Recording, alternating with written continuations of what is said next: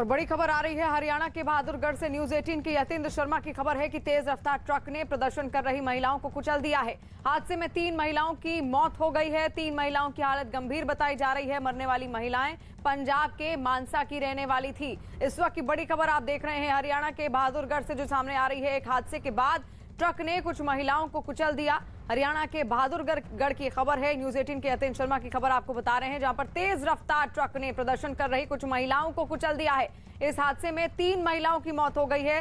3 महिलाओं की हालत गंभीर बताई जा रही है और मरने वाली महिलाएं पंजाब के मानसा की रहने वाली थी। हादसे में घायल 3 महिलाओं की हालत गंभीर है। और इस वक्त दीपक हमारे साथ फोन लाइन पर जुड़ गए हैं। दीपक, और क्या जानकारी निकलकर सामने आ रही है? जो महिलाएं अस्पताल में भर्ती हैं, उनकी क्या स्थिति है इस वक्त? जी देखिए, उनकी हालत गंभीर है और फिलहाल जो हादसे की अगर बात करें तो ये बहादुरगढ़ का बाईपास है। यहाँ पर एक ट्रक था जिसके अंदर मिट्टी भरी हुई थी, तो वो अनियंत्रित होकर के डिवाइडर के ऊपर चढ़ गया और वहां पर मानसा जिले की महिलाएं अपने घर जाने के लिए इंतजार कर रही थी ऑटो का, और उन्हें रेलवे स्टेशन जाना था और वो इस ट्रक की चपेट में आ गई, और जिसके चलते 2 महिलाओं ने तो मौके पे ही दम तोड़ दिया था, जबकि एक महिला ने हॉस्पिटल में जाने के बाद दम तोड़ दिया है। बाकी 2-3 महिलाएं इसमें घायल हैं और फिलहाल उनका इलाज चल रहा है, वो काफी गंभीर स्थिति में। बिल्कुल, तो हरियाणा के बहादुरगढ़ की खबर है, जहां पर एक ट्रक ने कुछ महिलाओं को कुचल दिया, जिसमें से 3 महिलाओं की हालत गंभीर है। दिल्ली के सिंघू बॉर्डर पर हिंद मजदूर किसान समिति नाम के संगठन से जुड़े लोगों ने खूब हंगामा किया। ये लोग कुछ रोज पहले सिंघू बॉर्डर पर मारे गए दलित युवक लखबीर सिंह के परिवार को मुआवजा और सरकारी नौकरी देने की मांग को लेकर वहां पहुंचे। लेकिन पुलिस ने जब इनको आगे बढ़ने से रोक दिया तो हिंद किसान समिति के कार्यकर्ताओं ने हंगामा शुरू कर दिया। पुलिस ने हंगामा शांत कराने की बहुत कोशिश की, मगर उसकी इस कोशिश का कोई असर नहीं हुआ। लिहाजा हालात संभालने के लिए पुलिस को हल्का बल प्रयोग करना पड़ा। पुलिस के एक्शन में आते ही प्रदर्शनकारी मौके से भाग खड़े हुए। हालांकि कुछ देर बाद फिर से ये लोग आगे बढ़ने की कोशिश करने लगे तो पुलिस ने बैरिकेडिंग कर रास्ते को ही बंद कर दिया, जिसके बाद ये लोग और उग्र हो गए। लाठीचार्ज हो रहा है। ये देखिए यहाँ किस तरीके से पुलिस यहाँ बल प्रयोग कर रही है इन कार्यकर्ताओं के खिलाफ। मौके पर मौजूद पुलिस वाले इन लोगों को बार बार समझाते रहे, मगर आगे बढ़ने की जिद प्रदर्शनकारियों ने नहीं छोड़ी। प्रदर्शन में शामिल कुछ लोग तो पुलिस वालों से धक्का मुक्की और बहसबाजी पर उतर आए, मगर पुलिस बल ने अपना संयम नहीं छोड़ा और मामले को बातचीत से ही हल करने की कोशिश करते नजर आए, जिसका कोई असर हिंद मजदूर किसान समिति के कार्यकर्ताओं पर नहीं हुआ, जिस वजह से काफी देर तक वहां अफरा तफरी का माहौल बना रहा। बताया गया कि ये लोग सिंघू बॉर्डर पर मारे गए दलित युवक लखबीर सिंह की याद में हवन करना चाह रहे थे, जिसकी इजाजत देने को पुलिस तैयार नहीं दिखी, जिसके बाद ये सभी वहीं धरने पर बैठ गए और पुलिस के खिलाफ नारेबाजी करने लगे। इन लोगों ने आरोप लगाया कि पुलिस के लाठीचार्ज में कई कार्यकर्ता गंभीर रूप से घायल हो गए। दिल्ली पुलिस लाठी चला रही। इन लोगों ने ऐलान किया कि जब तक मारे गए दलित युवक लखबीर सिंह के परिवार को मुआवजा और सरकारी नौकरी नहीं मिलेगी, वो पीछे नहीं हटेंगे। अब ये बताइए कब तक बैठेंगे यहाँ पर? परिवार की कब तक बैठेंगे? इस प्रदर्शन में कुछ महिलाएं भी नजर आईं, जो पुलिस और सरकार के रवैये से बेहद नाराज दिखाई दी। और इन लोगों ने आरोप लगाया कि सरकार पुलिस के दम पर उनकी आवाज को दबा रही है। इसी महीने की 15 तारीख को सिंघू बॉर्डर पर दलित युवक लखबीर सिंह की बड़ी ही बेरहमी से हत्या कर दी गई थी। इसके बाद उसके शव को किसानों के आंदोलन वाली जगह के पास बैरिकेड से लटका दिया गया। इस मामले में निहंग समुदाय से जुड़े 4 आरोपियों को पकड़ा जा चुका है, जो अभी 14 दिन की न्यायिक हिरासत में है। इन लोगों ने आरोप लगाया कि मारे गए लखबीर सिंह ने सिखों के पवित्र ग्रंथ का अपमान किया था। ਅਸੀਂ ਤੇ ਜੀ ਸਰਕਾਰ ਗੜੀ ਇਹ ਅਪੀਲ ਕਰਦੇ ਹਾਂ ਕਿ ਇਹ ਜੋ ਬੱਚੀਆਂ ਆ ਇਹਨਾਂ ਨੂੰ ਕੋਈ ਨਿਆਂ ਦੇਣਾ ਚਾਹੀਏ ਤੇ ਇਹ ਜਿਹੜੀ ਲੜਕੀ ਹੈ ਇਹਨਾਂ ਨੂੰ ਕੋਈ ਨੌਕਰੀ ਮਿਲਣੀ ਚਾਹੀਏ। ਉਹ ਆਪਣੇ ਆਪ ਤੋਂ ਆ ਨਹੀਂ ਸਕਦਾ ਤੇ क्या ਹੋਇਆ ਇਹਦੀ ਜਾਂਚ होनी चाहिए।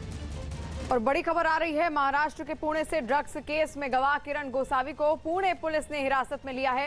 अब उसकी गिरफ्तारी की प्रक्रिया चल रही है। पुणे पुलिस को किरण गोसावी की तलाश थी, जिसके बाद अब हिरासत में उसे लिया गया है। तो हिरासत में ले लिया गया है किरण गोसावी को। न्यूज 18 के दिवाकर सिंह की खबर है, गोसावी की गिरफ्तारी की अब तैयारी की जा रही है। यानी कि देखिए, अब किरण गोसावी की गिरफ्तारी की तैयारी होगी, उसके बाद किरण गोसावी की मुसीबतें और ज्यादा बढ़ सकती हैं। महाराष्ट्र के पुणे से उसे गिरफ्तार किया गया है। ड्रग्स केस में गवाह है किरण गोसावी और पुणे पुलिस ने उसे अभी हिरासत में लिया है, लेकिन अब उसकी गिरफ्तारी की प्रक्रिया आगे चल रही है। पुणे पुलिस को किरण गोसावी की लगातार तलाश थी, 15 दिन से उसकी तलाश की जा रही थी, जिसके बाद अब हिरासत में लिया गया है किरण गोसावी और आगे की प्रक्रिया अब चल रही है। किस तरीके से आगे पुलिस उससे पूछताछ करेगी, क्योंकि ऐसे कई अनसुलझे पहलू हैं इस पूरे मामले में, इस पूरे ड्रग्स केस से जुड़े हुए, जिनको सुलझाने की कोशिश अब पुलिस द्वारा लगातार की जाएगी।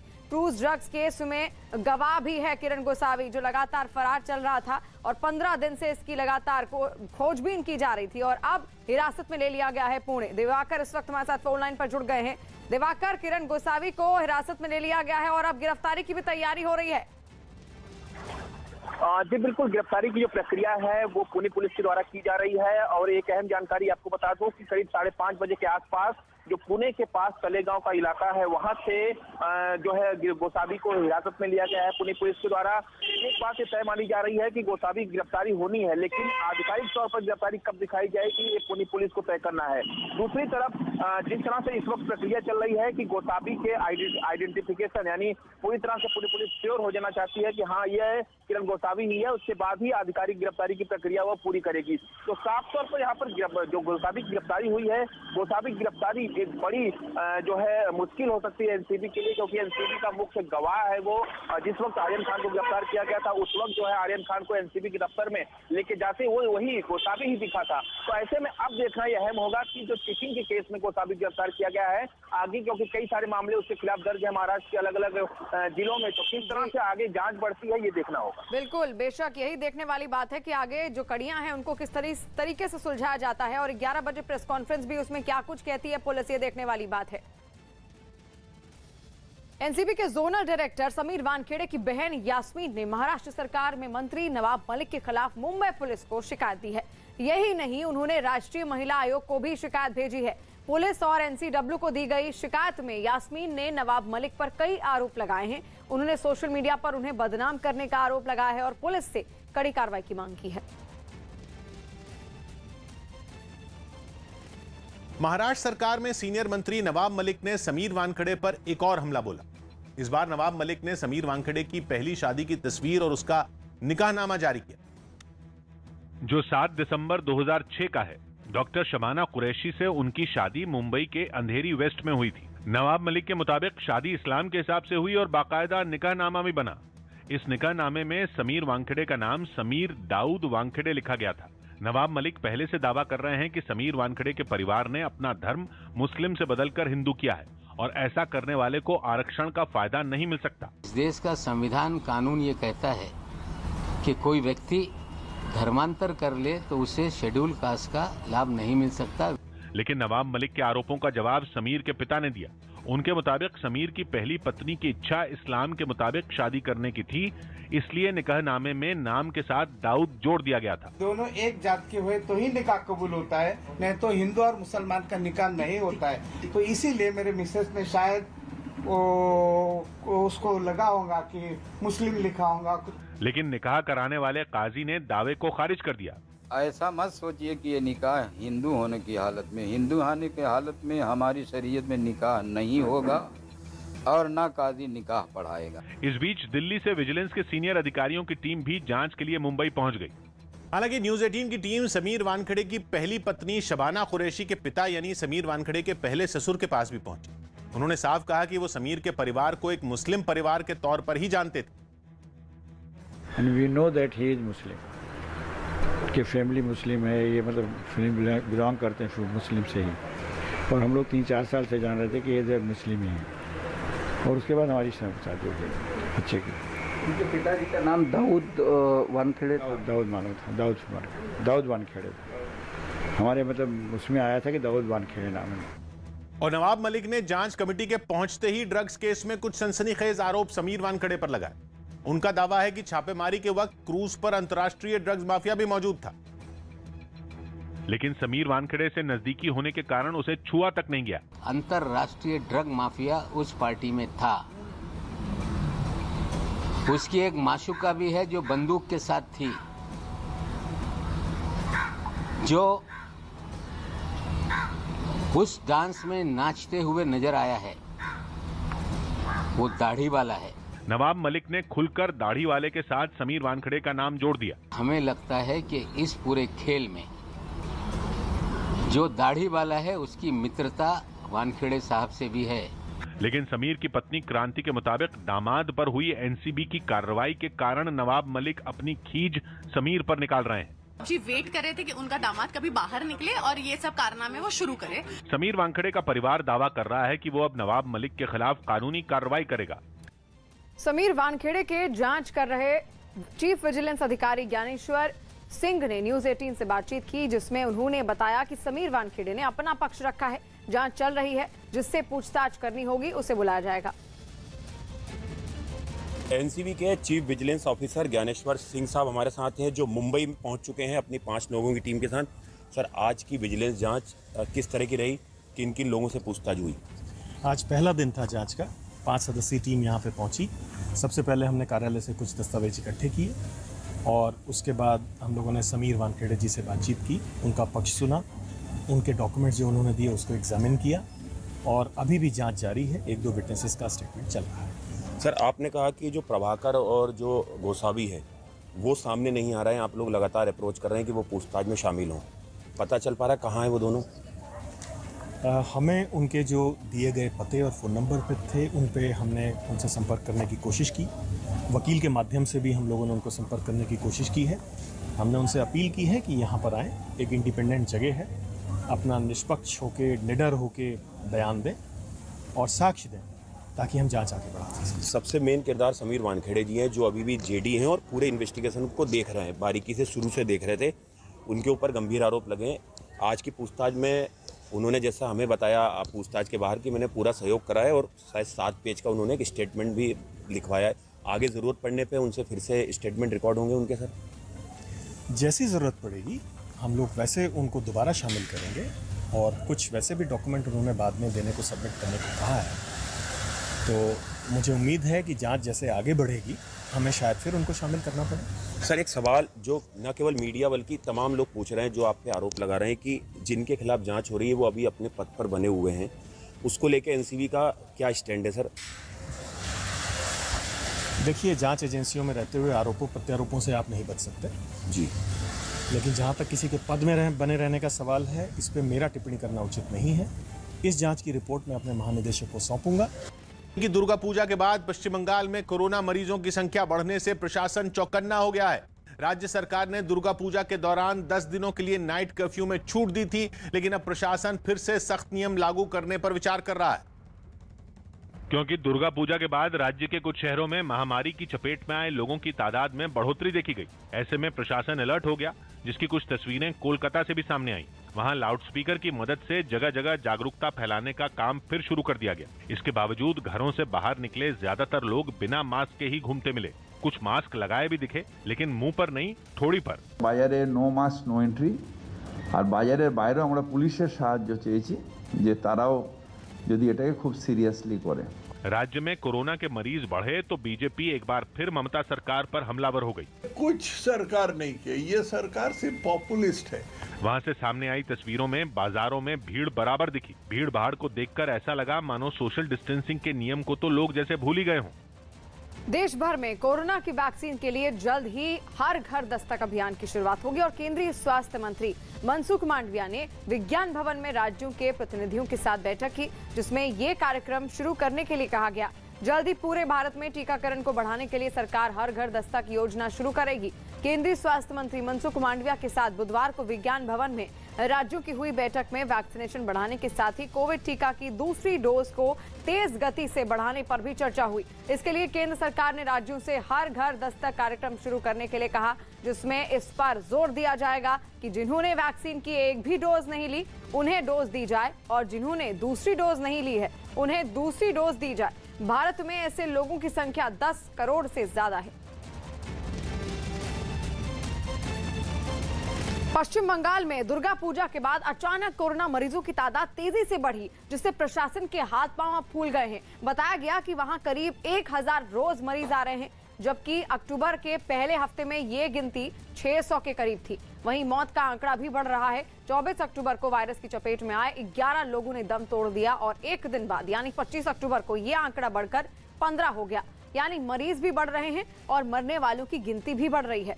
मतलब काबू होते हालात दशहरे के बाद बेकाबू नजर आ रहे हैं। बताया गया कि सबसे ज्यादा मामले कोलकाता, उत्तर 24 परगना और हुगली से सामने आ रहे हैं। लिहाजा सरकार ने भी कड़े कदम उठाने के आदेश दे दिए हैं। बाजारों में बिना मास्क के एंट्री अब रोक दी गई है। ममता बनर्जी ने पुलिस वालों को भी मास्क नहीं पहनने वालों पर एक्शन लेने का आदेश दे दिया है। दुर्गा पूजा के दौरान नाइट कर्फ्यू में भी छूट मिली थी, लेकिन अब जो हालात हैं उससे फिर वहां सख्ती हो सकती है।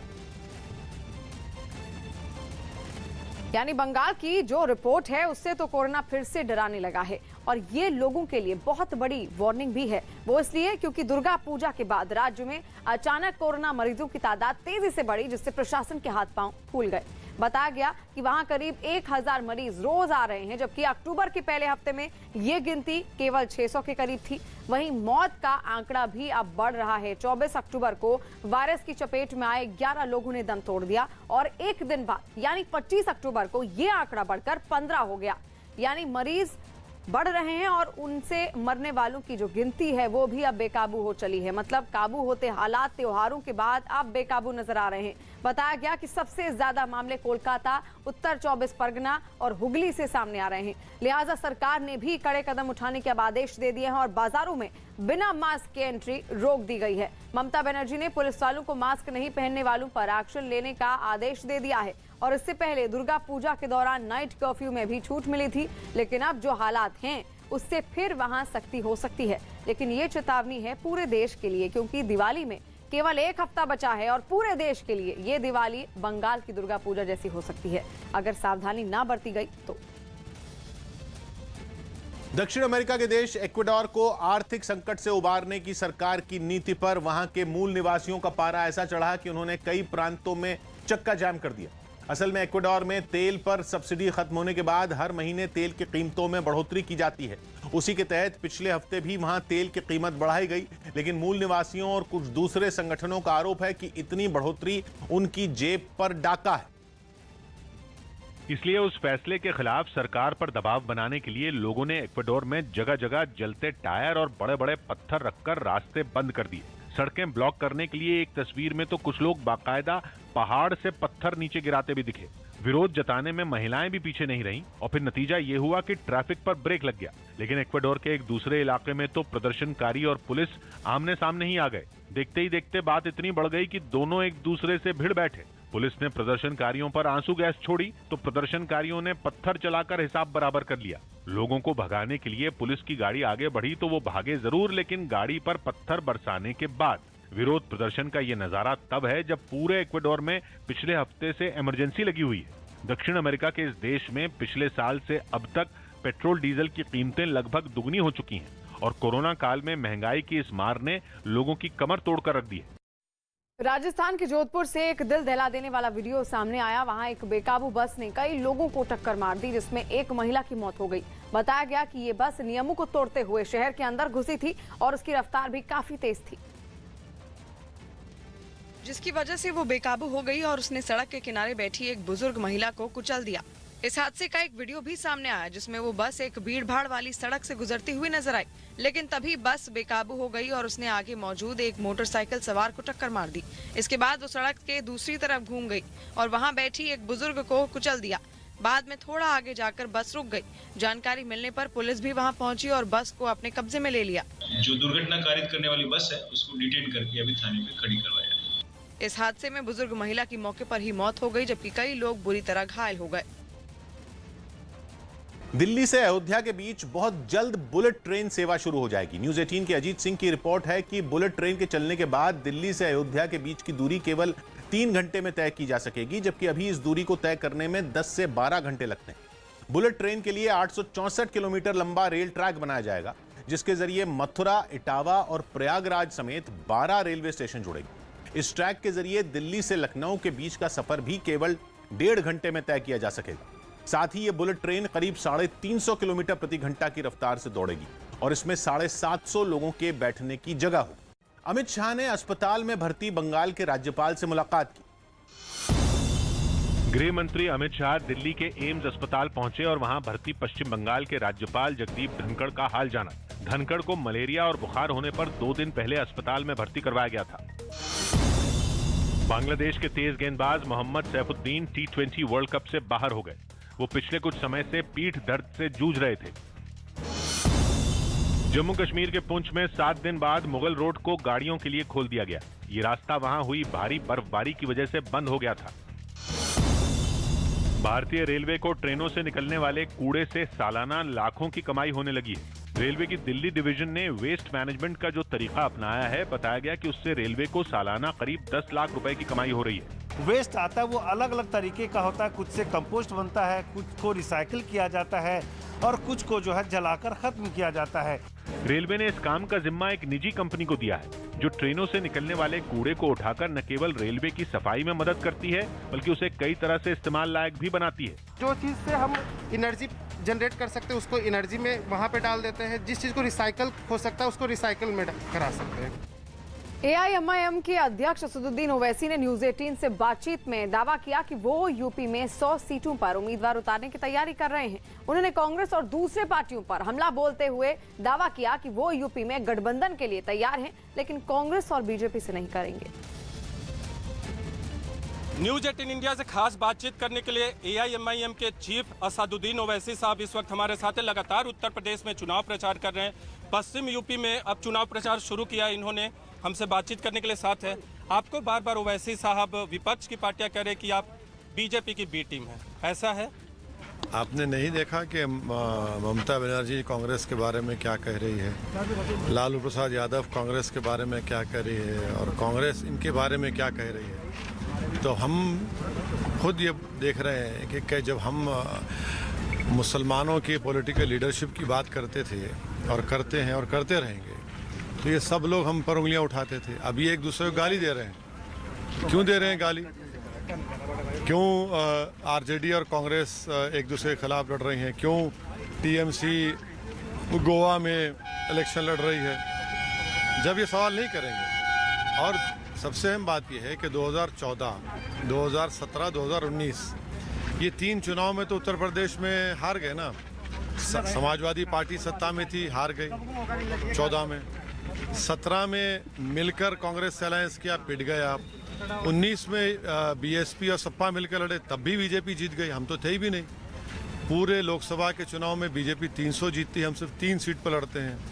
महाराष्ट्र में शिवसेना का हमारा डर दिलाकर वोट हासिल किया और शिवसेना से आपने अलायंस कर लिया। लेकिन ये भी तो ये इनका इन तमाम पार्टीज का जो अपना सेकुलर कहते हैं, जो सेकुलर नहीं है, ये एक ही बात नहीं चाहते कि देश में हर जात का, हर कास्ट का, हर बरादरी के नेता हो सिवाय मुसलमानों के। वो सिर्फ मुसलमानों का वोट हासिल करना चाहते हैं, मुसलमानों को नेता के रूप में देखना नहीं चाहते। आपको कह रहे कि बिहार में आपने गठबंधन किया था, यूपी में कोई गठबंधन करेंगे? Samajwadi party, Suhel Dev party, BSP. अभी देखिए, बहुत सी तब्दीलियां होंगी चुनाव से पहले। हम गठबंधन के लिए तैयार हैं। किसके साथ? हम अपना चुनाव लड़ेंगे, हम अपना इलेक्शन लड़ेंगे इंशाल्लाह ताला। हम 100 सीट पर तैयारी कर रहे हैं, हमारे चुनाव लड़ेंगे। तो गठबंधन किसके साथ कर सकते, विकल्प किसके लिए खुला रखा है? अभी देखते हैं क्या होता है। मुजफ्फरनगर के जो कांड हुआ उसकी हकीकत है ना, अखिलेश यादव की सरकार थी, वो कांड को, फसाद को, राइट को रोक नहीं पाए, जेनोसाइड था। आपने कहा, सुनिए, जब मुजफ्फरनगर के मुसलमान कैंपों में अपनी जिंदगी गुजार रहे थे, 40,000, 50,000 करीब। सैफाई में तो आप मुंबई से फिल्म स्टार को बुलाकर नाच गाना कर रहे थे। तो योगी आदित्य और उनके पूरे टेंट को आपने निकलवा दिया। प्रियंका गांधी चुनाव मैदान में उतर गई हैं, आप देख रहे होंगे 40% महिलाओं को टिकट, इसके अलावा स्मार्टफोन, इलेक्ट्रिक स्कूटी की घोषणा और कई घोषणाएं की हैं। तो कांग्रेस मजबूती से उतर रही है, टक्कर देगी? वो कौन हार गए मीठी में? कैसे हार गए मीठी में? उनकी आबाई सीट थी ना, वहां पर हार गए। हम जिम्मेदार हैं क्या?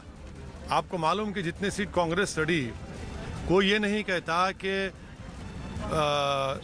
18 या 17 सीट पर उनकी जमानत जब्त हो गई। इसके बारे में कोई नहीं बोलता है, क्योंकि वो बड़ी पार्टी है। तो ये भी तो हकीकत है। लेकिन प्रियंका गांधी के नेतृत्व पे क्या बोलेंगे?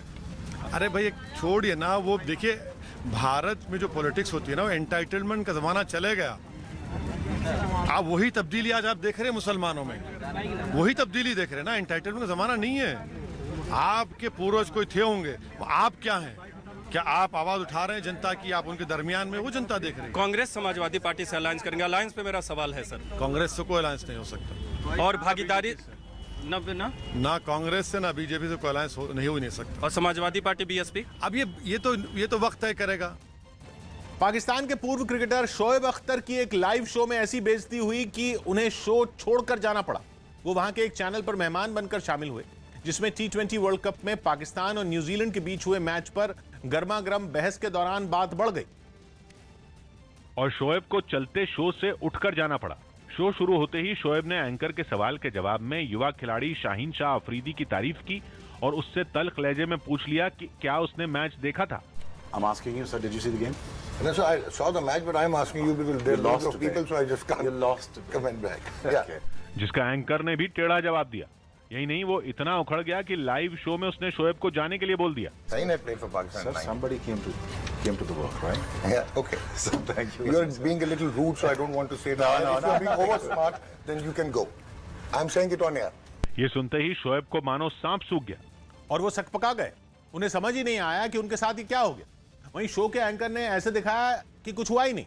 वो शोएब के बगल में बैठी पाकिस्तान की महिला क्रिकेट टीम की पूर्व कप्तान सना मीर से सवाल पूछने लगा।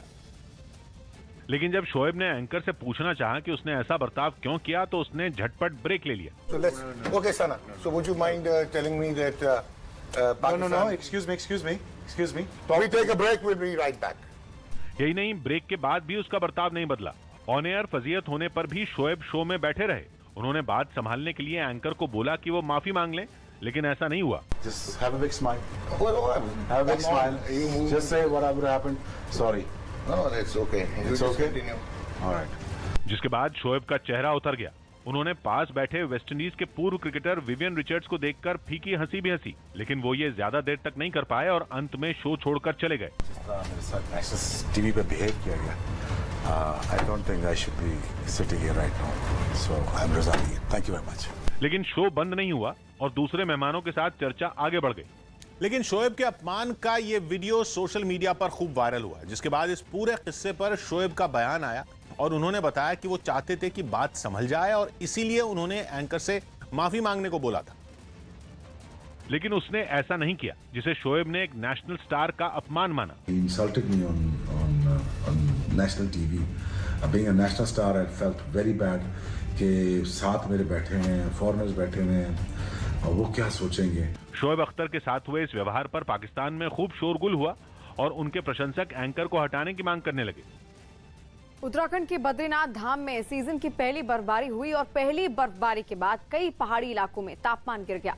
अक्टूबर के महीने में ही उत्तराखंड के कुछ पहाड़ी इलाके बर्फ की चादर से ढके हुए नजर आए, जबकि आमतौर पर वहां नवंबर के आखिर में या फिर दिसंबर में बर्फबारी होती है। अब बहुत जल्द पहाड़ों के इस बदले मौसम का असर मैदानी इलाकों पर भी पड़ सकता है, जिसका मतलब ये है कि इस बार की दिवाली ठिठुरन वाली हो सकती है। तापमान गिरने से ठंड बढ़ेगी और लोगों के सर्दियों के कपड़े बाहर निकल जाएंगे। सर्दियों में दिन के वक्त धूप की वजह से उतनी ठंड महसूस नहीं होती, लेकिन सुबह और शाम के वक्त तापमान तेजी से गिरता है। दिवाली का उत्सव तो रात को ही मनाया जाता है और पहाड़ों पर हुई ताजी बर्फबारी ने संकेत दे दिए हैं कि इस बार दिवाली में अच्छी खासी ठंड पड़ने वाली है।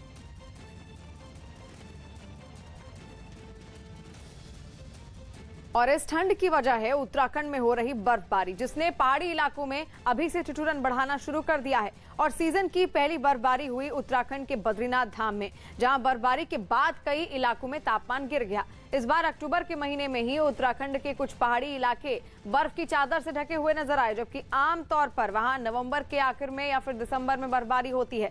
जिसका मतलब यह है कि अब बहुत जल्द पहाड़ों के इस बदले मौसम का असर मैदानी इलाकों पर भी पड़ सकता है।